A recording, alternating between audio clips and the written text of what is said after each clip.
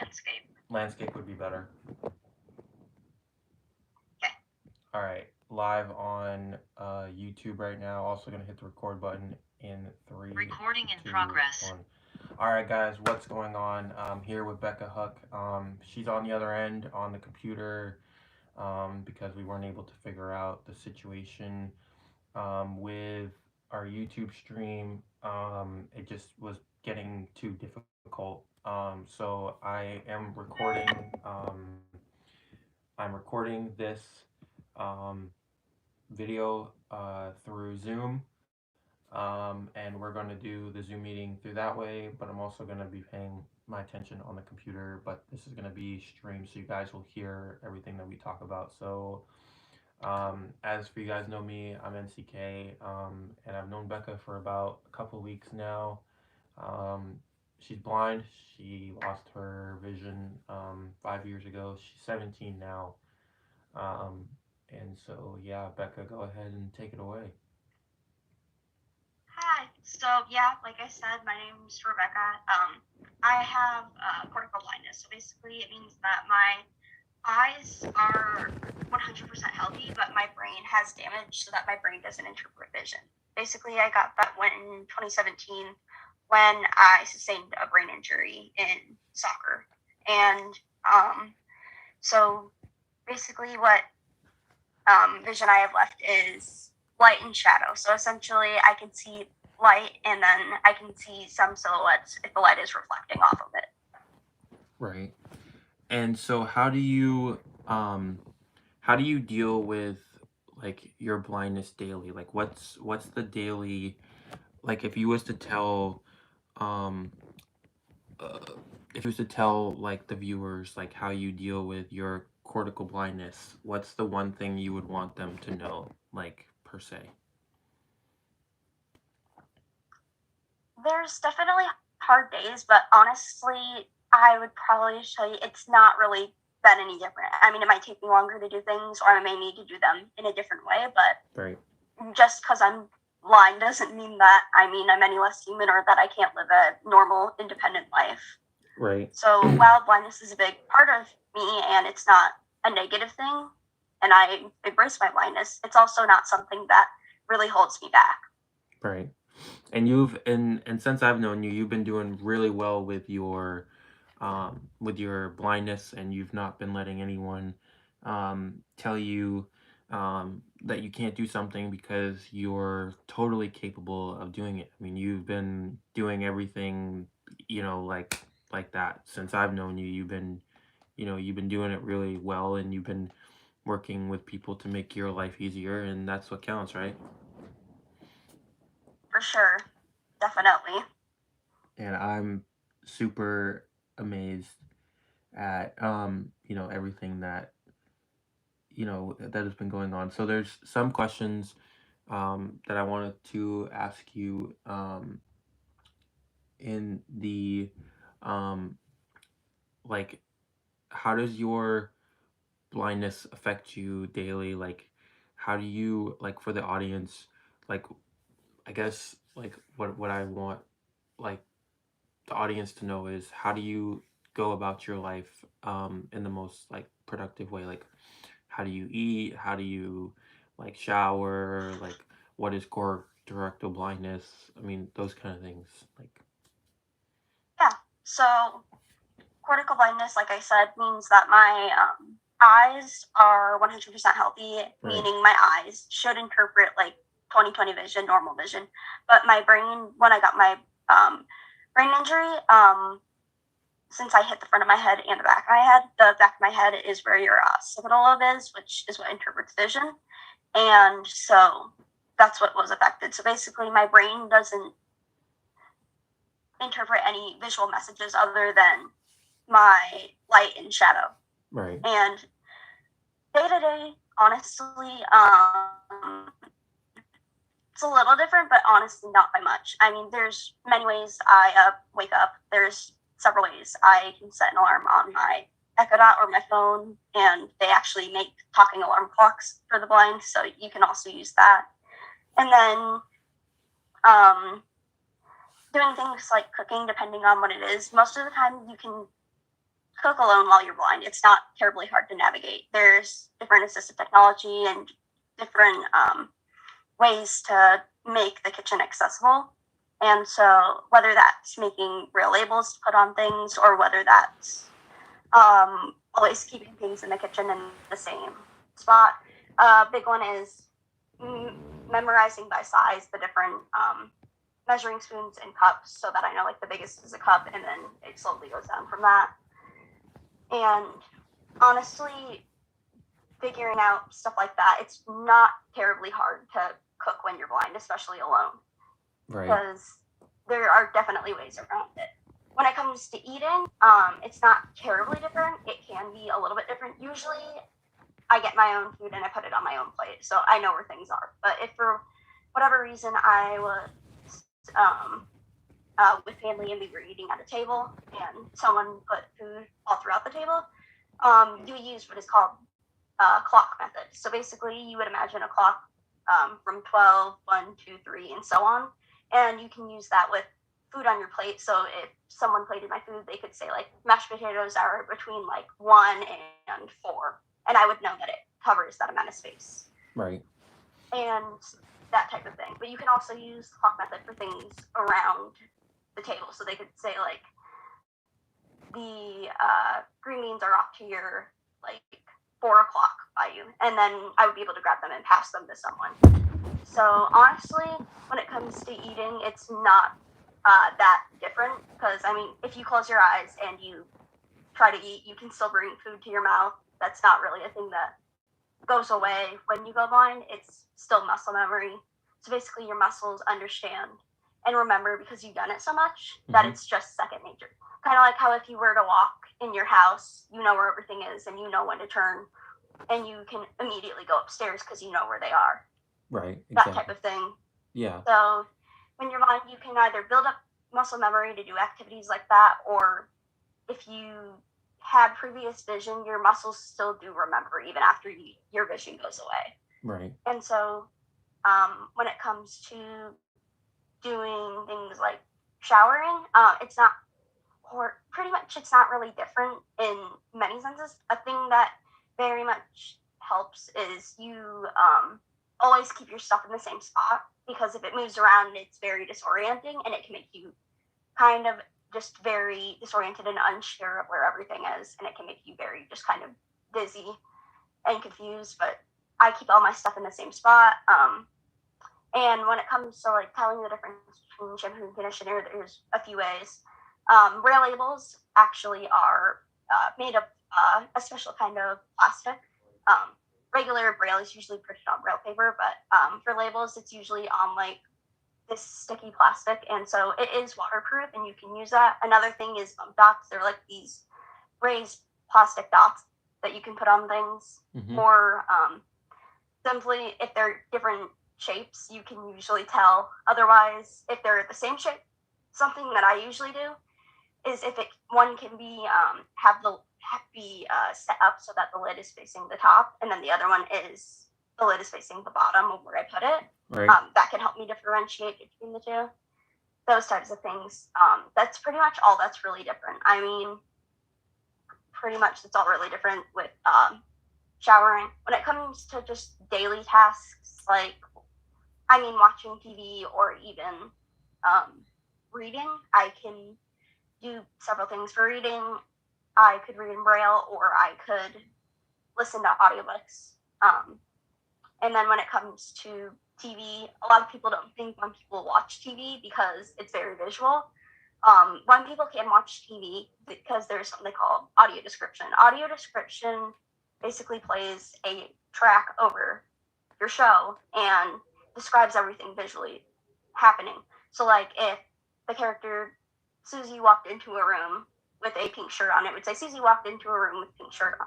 Another example would be like if a character is texting someone on a phone, audio description would say that character is texting someone on a phone, and then as the messages would appear visually for sighted people to see, it would read them out for me to hear. And so through audio description, I'm able to enjoy TV pretty much the same way In fact, it just makes it a little bit more fun because I get to imagine a bit more of the TV show or movie that I'm watching. Right. And I mean, nothing else is pretty different, like day to day. And how would you say doing this correctal like blindness, like I know we've talked a lot since we've known each other. I mean, guys, like me and Becca, we've been talking pretty much every day for the past 2 weeks, just getting to know each other and talking about her her problems and how she deals with them on a daily basis. We've been talking, pretty much throughout the whole period, 2 weeks. We talk every day and we share our interests. And just because you're blind, it doesn't mean that, just because you're blind, I'm trying to figure out, the words to say. Just because you're blind, it doesn't mean that you're not human, because you definitely have the capabilities to deal with things. I mean, Becca can live a fully functional life and still be her. I mean, it's just the way it is. And I'm truly glad to have her on our podcast today, because we've been looking forward to doing this for a while. We've had some technical difficulties, so on the YouTube, if it shows several different podcasts, it's because we were having technical difficulties. So this one is going to be our true podcast, and then give us about give the editor about an hour to fix everything, and then there will be a description and you guys can watch it. And we're planning to do this podcast for 2 hours, so for people who don't want to join in, or cannot join in, you can always watch it later. And I'm definitely going to be psyched about watching it later and editing it and doing all that. So um, how can you I know we talked about other YouTubers and streamers. Joy Ross is one of our favorites. She's really good. And does she have the same thing that you had? I know she said she lost her eyesight at a very young age. So I believe Joy Ross has retinitis pigmentosa, or RP for sure, Right. short, because it's a mouthful to say. Retinitis pigmentosa is basically where your retina slowly kind of deteriorates Right. Over a period of time, leaving majority of your vision to be lost. Usually you do have light and shadow, just like I have left. So there are similarities in that, but it's Right. also different for everyone. Right. And then I don't have the script in front of me, so I'm trying to just memorize everything because I got 2 cameras going at once. So I know I know we talked about like touch and senses. So like if someone was to put their hand out to you, you would be able to feel that touch, that sense, right? Your senses don't Correct. go away just because you're blind. Your senses don't go away when you're blind. There's a misconception that it's either your senses go away when you're blind or that they're heightened when you're blind. Neither is really true at all. Right. Really, the only reason that it seems heightened to other people is because blind people rely on our other senses a lot more. So it just means that we just kind of listen to our other senses a bit more. Theoretically, any sighted person could learn how to tune into their senses just like blind people do.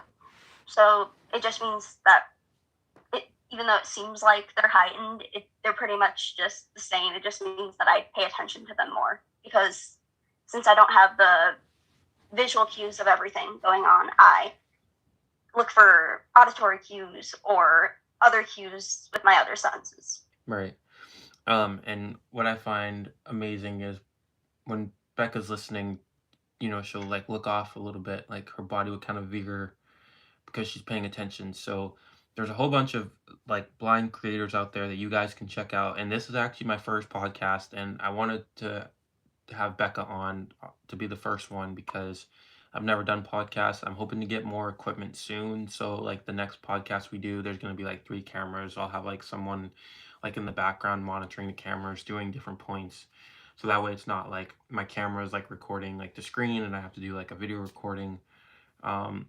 but like right now, like the YouTube channel is a little bit messed up. I know there's like 2 views, there's like no views. It just, the YouTube kind of like jumboed around because we were trying to figure out how to make it work. But um, right now, just from my point of view, from someone who's sighted, I do also have eye issues as well. And my eye problem that I have is where that's like my eye issue is where my eye turns in. The muscle in my eye is not fully connected, so my left eye will actually turn in. If I'm looking at something, I actually have to turn my whole body to the right or to the left because I can only see majority out of my right eye. Um, so like I can see, like I said, like my eyes are completely healthy. It's just that the muscle's not connected. So that's, I guess it's not like common. Like I know Becca can't see, but that's like factor if you were going to put everything together. So Becca's eyes are fully healthy. It's just the muscles are not there. They're not working. Like it's just not. It's like, Yeah, exactly. yeah. My only thing that's really physically wrong with my eyes is that when I got my brain injury, my brain pretty much freaked out when it happened. So it just means that I have what are called accommodation spasms, which just basically means that just like if a sighted person were to have a book out in front of them or an article out in front of them on their computer and they were to read it, Right. Your eyes focus in on those words. And because my I have accommodation spasms, that just means that my eyes are focused all the time. So even though I can't see anything, my eyes tend to focus on their own, and I don't really have any control over it.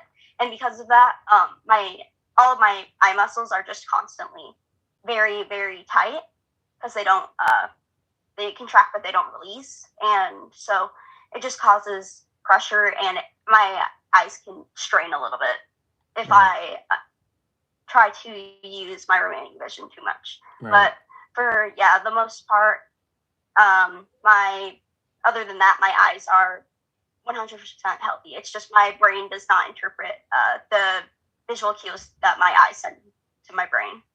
And do you ever get headaches, Becca? Like I know we talked about that off camera. You get really bad headaches, right? Correct. Yes, especially in the beginning. After my brain injury, I had just a horrible headache because I wasn't used to it. There's a few theories as to why, since I hit both the front and the back of my head. There's just a bunch of different theories with doctors, but basically, I've had a just kind of dull headache that's always been there since I had my brain injury, which was in 2017. So it'll be 5 years on April 27th. So it's just, while that sounds very like not fun because I'm just gotten used to it, yes, it's still not fun, and it can cause nausea and other things on certain days depending on how bad it is. Right. I have been able to manage it a lot better than I did at the beginning. Right. And do you get like, do you ever get like when you get nausea, like do you ever faint at all?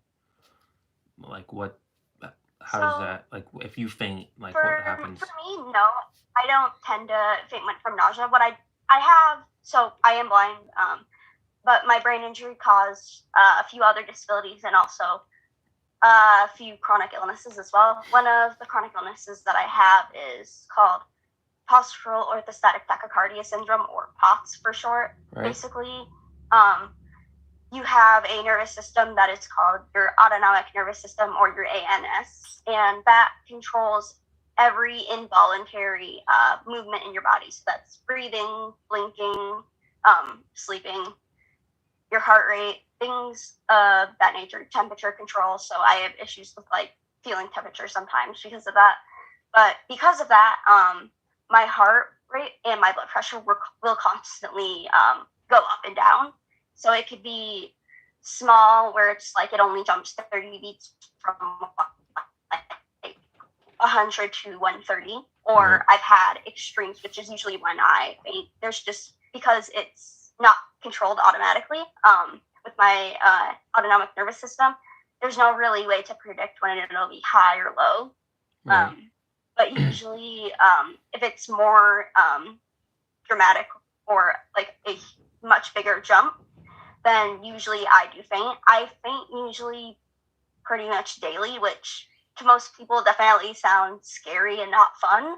But it's not fun. Obviously, I don't like fainting, but it's honestly very normal to me.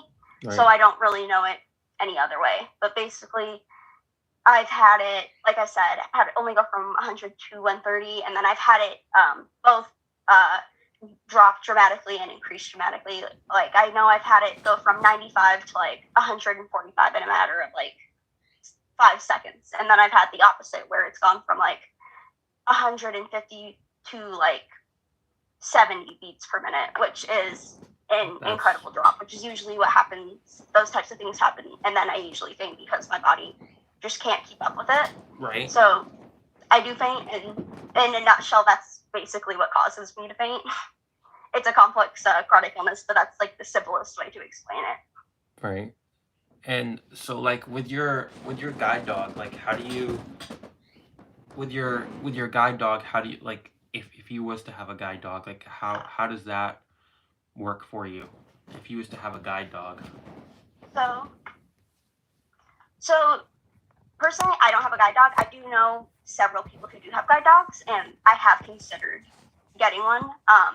A really common misconception is that the dog does all the work and that the dog guides the blind person completely. It's very much a partnership where the dog does like 50% and the blind person does 50%.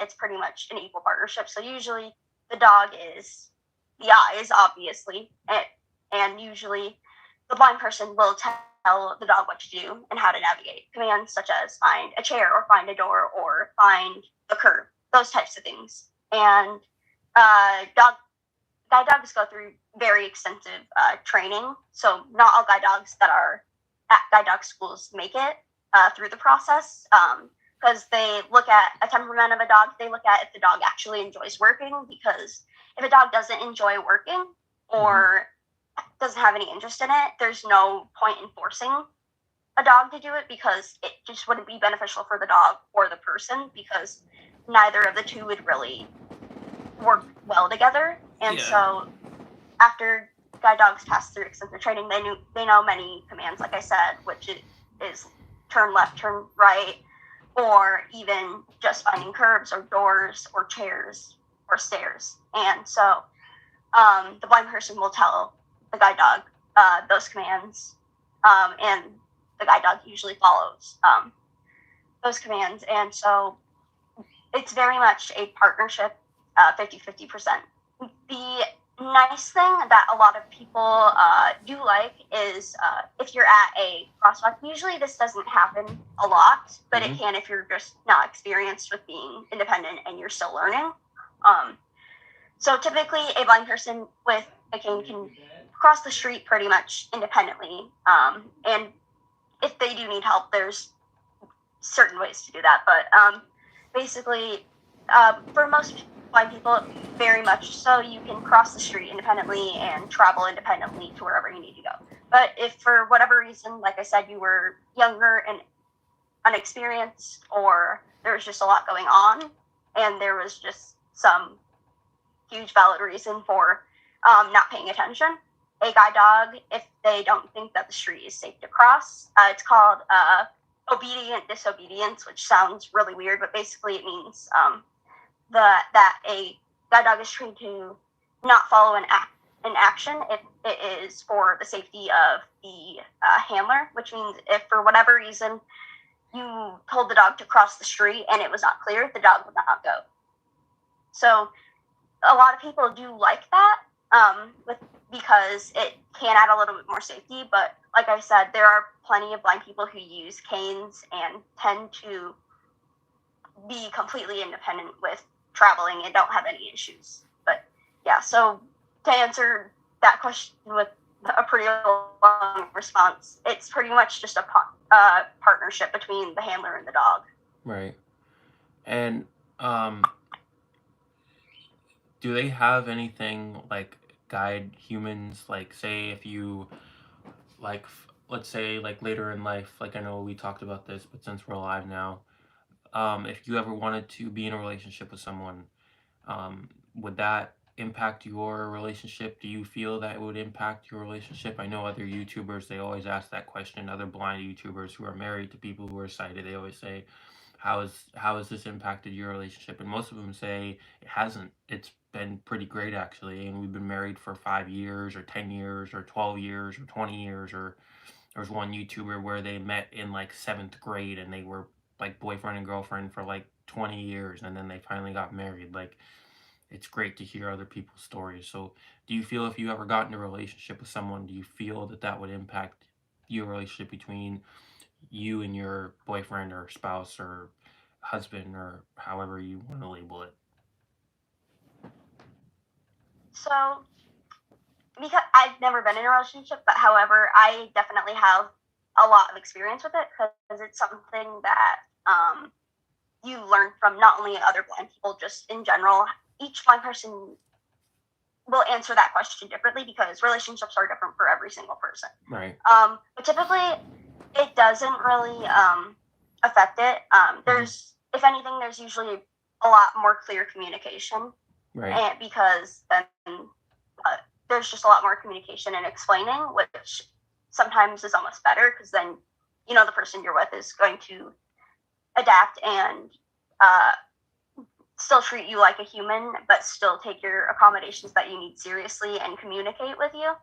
And so it really doesn't make much of a difference. Of course, I know some blind people struggle with finding people for that reason because a lot of people have misconceptions about blindness. So a lot of times, if you think of a blind person, even if you like them, a lot of times for like online dating or sometimes even in person, some people will be very hesitant or not want to date you because of that, which is definitely an issue, but it's definitely gotten better over the years as more good representation and education has been put out to society for blindness.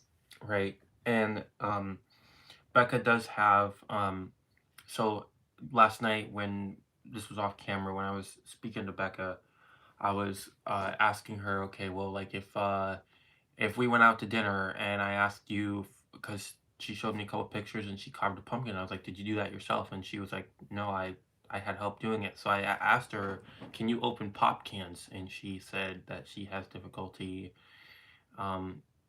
basically in her whole body, like is kind of, I don't know, I'm gonna let her answer that one, but it was very interesting to hear that. So yeah, another, it has to do with POTS, but it also has to do with a different chronic illness called Ehlers-Danlos Syndrome, which is a connective tissue disorder. It's even more complicated than POTS, so Google would be your friend with that if you just Google EDS or Ehlers-Danlos Syndrome. Right. But it'll explain it a lot better than I can. But basically, because of that, your joints, a lot of joints in your body will dislocate a lot of times, and so because of that, a lot of times you have a lot of strength and grip issues, and so it's not really because of my blindness. Like there's tons of blind people who do things like carving pumpkins or other various tasks. It's definitely not a blindness thing, it's a chronic illness thing. Basically, my hands have a lot of hand strength and grip issues, so when it comes to with like applying pressure, I can't really do that very well. And so with that type of thing, like for carving a pumpkin, I can obviously like trace and get it all set up. It just means that I need to help with someone like pushing the knife all the way through the pumpkin to help me carve it. Or with pop cans, I can't open them because they require like way too much pressure for me to use with my hands. Right. However, I can open like some lids. It just depends on the lids. It just honestly is kind of circumstantial, but I do have a lot of hand strength and grip issues from chronic illnesses, and also from my brain injury, because my brain has a little bit of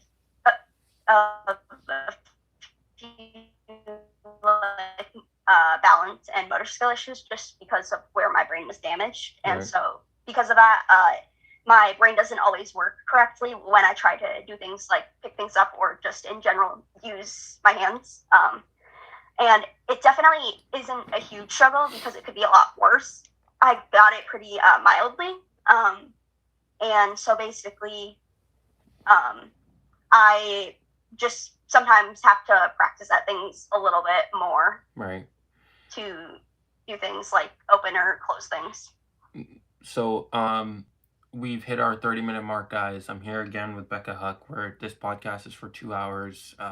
And she is one of the greatest people that I've met so far and that I know. Becca has a condition called corrective blindness, which means she was able to see at one point in her life. I'm just doing this in case people missed the podcast on the live stream. And she is now 17 and she's doing really good. We've pretty much covered like a lot of ground, but there is one thing that I did want everyone to know is that Becca is blind. There's so many signs that you guys can look up online how to tell if someone's blind. What's the difference? Like, I know there's a lot of people out there on TikTok or YouTube or Instagram and everyone fakes it, but Becca is actually blind. And one way that I figured when I first met her, I didn't even have to say, oh, you're not blind. I could tell just by her eyes. If you look into her eyes, they're very dark, very, very dark. Like, there's no color. Like, my color is brown, and you can see like the color in my eye, whereas Becca's, you can't see that. And a lot of, if someone's talking, like let's say for example I'm talking right now, Becca will actually turn her head in the direction that you're talking, just because she uses more audio than, because she can't see. So that's what I've learned so much from this girl. I mean, it's incredible. I mean, I could go on like all day about how I've learned. I mean, I've learned what blindness is. I've learned how it affects her in her everyday life. I've learned how she's able to go about her life in every day. I mean, I've learned so much. It's incredible. Like, I've never seen someone so, like, most people think like, okay, like if you lose an arm or you lose a limb, like, shit, my life's over. Like, how am I supposed to continue on? You know, like, Becca's just like that. She's just going by. Like, Becca's gonna be able to do college and everything. Like, she's gonna be able to do it. Like, that's the most important thing, is people support her. And you can find Becca on TikTok and social media, which will obviously be linked down below. But yeah, you know, the other questions that I had was, how do you use Braille and what is Braille? Go ahead. Yeah, so Braille is a tactile language for the blind. It basically is the way that we read and write. It's made up of raised dots. That's why so there is one. So for one Braille cell, which is what the whole code and language is made from, they are raised dots. So going in order, they're kind of in columns. So like if you were to take a dice and it was on the 6, that would be a way to represent a Braille cell, and then going down it would be 1, 2, 3, and then on the other side it would be 4, 5, 6. Right. So Braille is a tactile language, and through letters of the alphabet, numbers, punctuation, and contractions, which are either whole words or parts of words, we can read and write.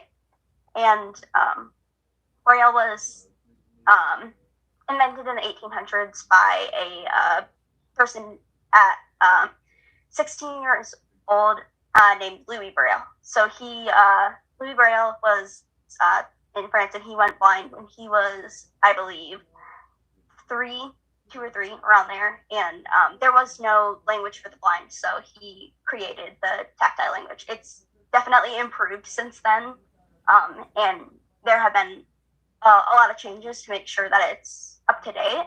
Right. But it's incredibly helpful. You've probably seen Braille like all over. I mean, in elevators, there's Braille for blind people so that we can tell what floor it is, because right below that button, it'll have Braille. There's Braille on bathrooms where it will say women's or men's or family. And I mean, there's ones for in hotel rooms with hotel room numbers. They're pretty much everywhere. They're in a lot more places than people think. It's just usually people don't notice it that much. But all of those things are pretty much what help us navigate. So we can read and write using Braille, and it's basically a tactile language. Right. And so is it different from when you do your, like, I'm trying to think, when you can't see, is it like I know we talked about how like some animals use their like orcas and whales use what's the word that I'm looking for? Echolocation. Yeah, is it something like that where the sound travels and bounces off the wall and then it comes back to you and then you're able to see where it is? So there's a couple of things with that. So one, I mean, yes, if something bounced off of sound, I'd be able to hear it and I'd be able to understand the direction it's coming from. But it's not traditional in the way of animals, because like usually when they get the sound back, they can actually see a visual picture of it. Right. That's not usually what happens. There's two kinds. There is passive echolocation, and then I believe I can't think of the name for the other one, but the other one is where you actually make sound. And so passive echolocation is the most common one. It just means you listen with your ears a lot to hear a lot of environmental factors. So like if you were in an office or outside, if you were outside, you'd be able to hear cars. And if you heard them to your right, you'd be like, okay, the street's to your right. And using environmental just factors like that, I'd be able to figure out my environment. When it comes to making sound, I don't typically, obviously, like big clicks. I'm not really like a dolphin in that way, where I do that. But the closest thing to that is kind of like an echo. Basically, when you tap your cane left to right, sometimes you can hear the sound bounce off of things, meaning like if you're close to a building, it could bounce off a building. If you were in somewhere where the halls could echo, and you did it and there were stairs down that hall, you could hear it traveling upwards to know that something travels upwards over there. And so while it's not like traditional echolocation where it's we make sound and we see a visual picture, those are just kind of described as echolocation because it makes the most sense and it's the easiest to explain. However, they aren't really like true forms of echolocation. They're just almost just ways for us to navigate and figure out how to just figure out our surroundings and pay more attention to them and get more information. Right. Just could you turn like the camera towards you just a little bit, because I know that there's like that calendar in the way. I just want to be able to have people see you just a little bit more, and just turn it down, just the camera down just a little bit. Yeah, there you go, just like that. That's perfect. Thank you, girl. Like it? Yep. Just a little bit down, a little bit more towards the ground. Keep going. Right there is good. If the phone will stay up, that way people can just see. Yep. All right. Sounds good. Okay, thank you. And so, this has been really fun for me, and I've truly appreciated being able to do the podcast with you. And we're gonna keep going. Just for the time check, just so you know, we're almost at 40 minutes, and we've just been kicking along strong. And as you guys know, I don't have the proper setup. I'm sitting in my mother's house in my bedroom on my bed. I had to correlate everything correctly. I had to put my phone, put it into the charger. I had to put everything everywhere to make everything work because I don't have a proper setup. So you guys were hearing my mom talking behind the scenes because she's gonna edit all that when everything's done. So that's what you guys were hearing in the background. But yeah, like later, probably in like a year or so, I'll have like a full blown on like actual setup, with like a microphone, cameras. I'll have like people behind the scenes, like what you heard earlier. Just that's what that noise was. If anyone was wondering who that was. So, um, as for like you being blind, Becca, like there's so much things that you can do that people just don't realize.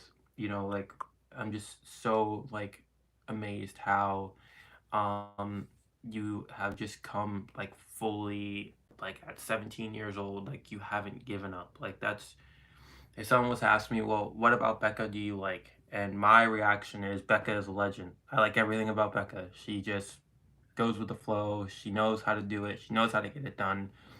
She doesn't give up. She explains everything in vivid detail, and she just, yeah, she just does her. Like it's just it's amazing, you know. It's not something like, I have a friend who's deaf, and I started learning sign language, and I know this is totally different, but this is like the best way I can describe it. Mark was born deaf, so he like couldn't, he's never been able to hear at all. And so one thing that I wanted to know is, with him, has he ever been able to hear? And the answer is no. But has it? He does everything through vibration. So like when he's on his Harley, the vibration going through his legs into his body. That's how he can tell that he's riding a motorcycle. Like it's pretty cool how like you adapt to something like that. Like if you lose, like people that get out of like the war, they lose like an arm or a limb, and they adapt so easy, so simple. You know. Absolutely. Sorry, my camera's up for a second. I have to check something real quick, but I am still here. No worries. Take your time. Um, so yeah, guys, this has been an amazing experience. If we have to cut this short, you know, we'll always go back and do another podcast. Just if the people can't, if Becca has to go, we will cut it short. And we'll continue the podcast. But it seems like we're going pretty strong right now. Yep. We're at 40 minutes. We're almost at our 50-minute mark. So we're gonna try to get this to an hour and a half. And we're gonna try probably to, around there. yeah, we're gonna try to get it to an hour and a half, because 2 hours. Not saying we can't do 2 hours, but we're also running out of things to say. But so. it's like oh yeah, for sure. And sitting here like just awkward silence, not much of a podcast. I mean, right. But it is a podcast, though. You know, even though it is a podcast. Yes, it's good. I'm just saying that like there's so many different topics that like I feel like at some point it would just be like repeating myself. So an hour and a half is like a good amount of time. That way we get like a lot of information, but there's not just like a ton of like repeats or questions unanswered, and you can cover a lot. Right. Well, how about for now we do an open discussion, and I let you kind of just talk about whatever you feel is best. So whatever you want to talk about at this point, because I've pretty much had my questions answered. So go ahead. I mean, I guess so. A lot of things for that a lot of people don't realize is that after you go blind, or even if you're born blind, you first of all your memory pretty much is a lot better than sighted people, because you have to remember a lot more.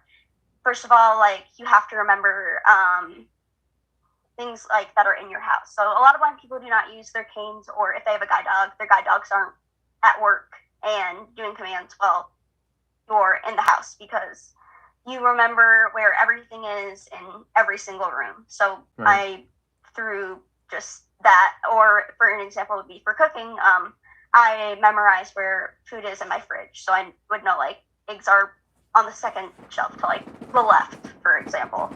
Another thing is like just memorizing clothes, for example, which I'll talk about a little bit after this, but just there's a lot of different things that blind people have to like process. So when it comes to memory, your memory does get a little bit better when you go blind, because of how much you need to remember.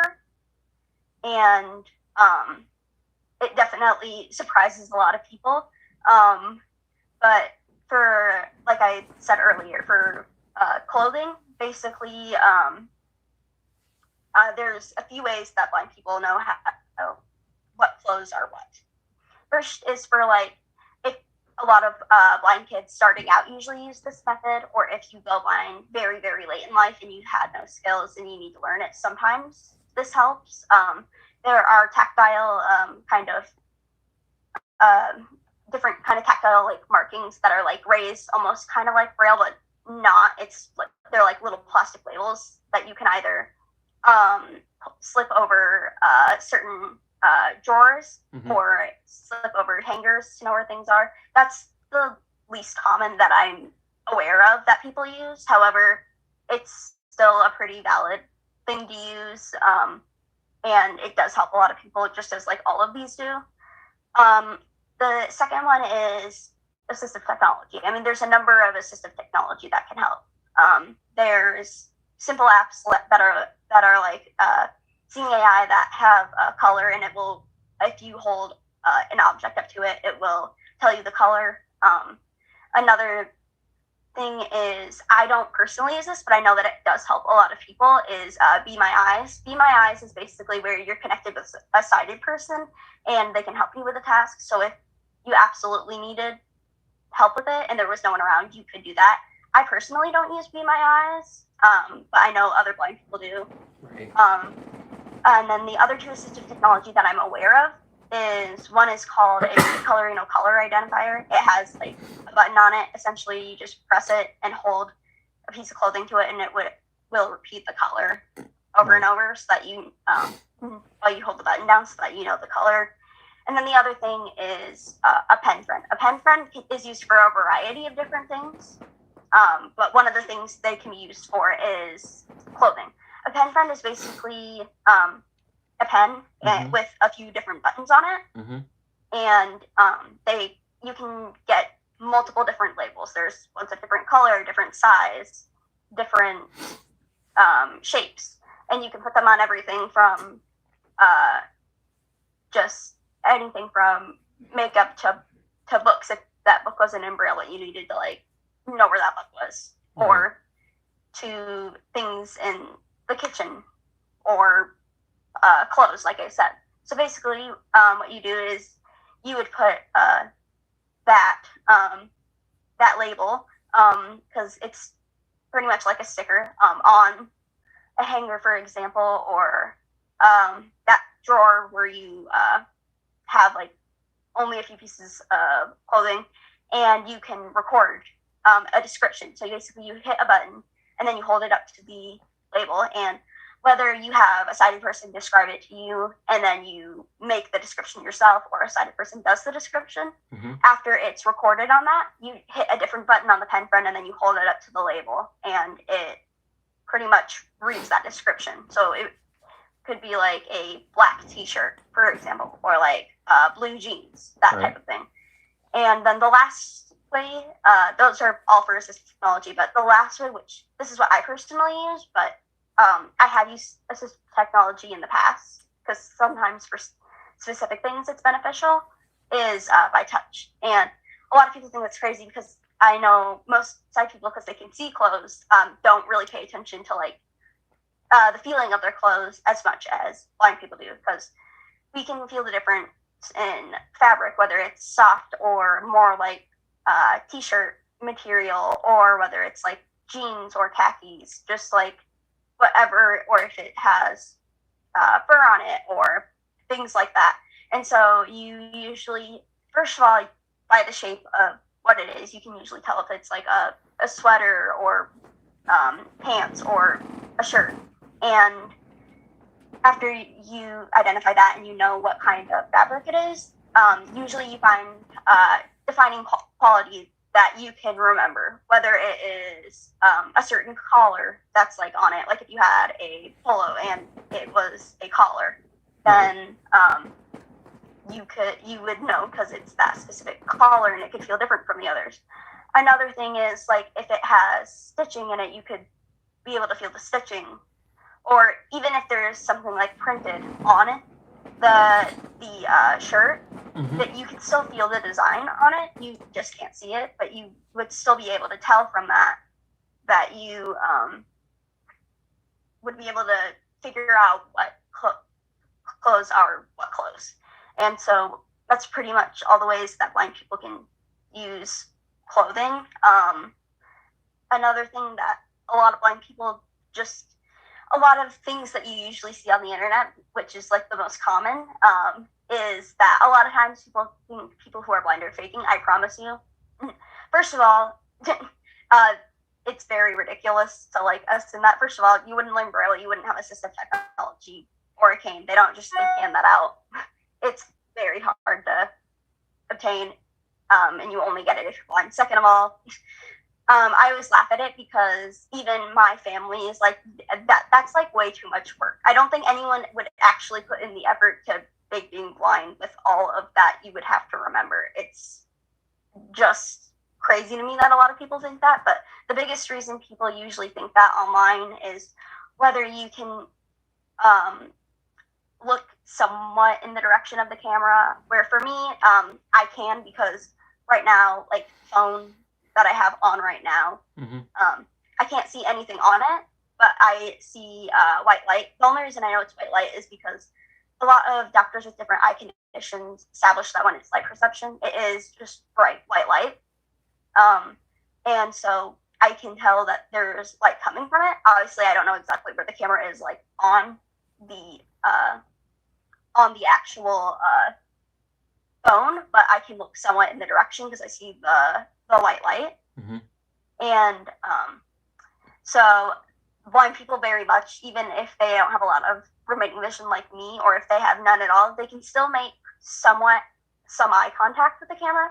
The other thing that a lot of people think is that making videos, or in general typing comments, a lot of people are very baffled and are usually like, if you're blind, how did you type that? That was my reaction. That was my reaction, like the first time I shared, you know? Yeah, you know?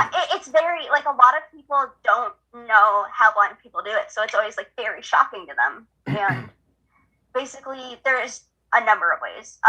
On all devices that blind people use, there's something called a screen reader. A screen reader is exactly what it sounds like.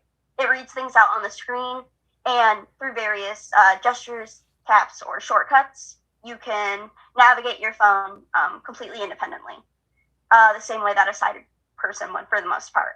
Right. An example would be like if I wanted to open TikTok, I have a social media folder, so I would either move my finger on the screen, or I would swipe throughout my screen to get to the folder, and then when I heard it say social media folder aloud, it would say double tap to open. And so I would double tap with one finger, and then it would say social media folder open. And then I would scroll to find my TikTok app, and it would say TikTok, double tap to open. Right. And then throughout that, when I go into the comments, if I keep swiping, it will say comments, and then it will read the person's username, and then it'll say like button for liking the comment. And so I just double tap, and then it'll say double tap to like. And so I can like the comment, and then if I scroll past that, it will read the actual comment. And so it's very possible for blind people to read them, and then for replying, it's the same thing. So minus function keys and a few extra like control and enter and shift, the letters are actually the same, in the same order on a computer as they are on a phone. So blind people usually memorize the keyboard. Like I can tell you the entire keyboard starting from left to right with the letters. So because of that, I've memorized the keyboard, and I do have a little bit of muscle memory from it because I've done it so much. But basically, there's there's a few ways blind people type. First is in messages, you can send audio messages. You can it'll say double tap to hold and record a message. And so you would double tap and hold down, and as long as you had it held down, you could record an audio message, and then it would say send and double tap to send. So another thing is sorry, go ahead. Well, I was just gonna ask you a question about like when you were talking about how like when someone likes a comment, so like because obviously like I'm a big supporter of you, you're supported and you're loved and you're respected, all that. But when you, let's say, post a video on Instagram, or you post a picture and I like it, like how does it come up? Because I know normally when someone likes a comment, it says Instagram message. Like when I have my AirPods, it'll say Instagram message from, let's say, let's say like Savannah Nutter, but liked your comment, and then it will like point out like which one, like, is it something like that, or like how does it work? Yeah. So basically, any notification that I get, it will speak and it'll say notification from, and then the app. So it would say like notification from Instagram. It would say whoever like their username liked your video or Right. photo. It doesn't specifically say it. So usually, in order to know which one they like, you would click the notification, Right. and then it'll open up the Instagram and it will go to that post, and that's how I'll know who's liked what post. That type of thing. I mean, it's the same thing with like TikTok. It'll say like like notification from TikTok, the person's username liked your video or commented on that video, Right. that type of thing. So it will audibly out loud say it, and if you want it to like go to that post, usually you just either double tap on the notification, or if you open that app and look in your notifications, you can click on it and figure out the what posts they liked or commented on. Right. And hopefully that answers it. Right. But basically, yeah, with screen readers, you're able to do a lot. Like I was saying with like texting, you can do audio messages, like I said. You can use dictation, which is just the microphone that people use. And then you can just check that over with VoiceOver, because you can go through it by like word by word if you want, if you put it in a certain mode.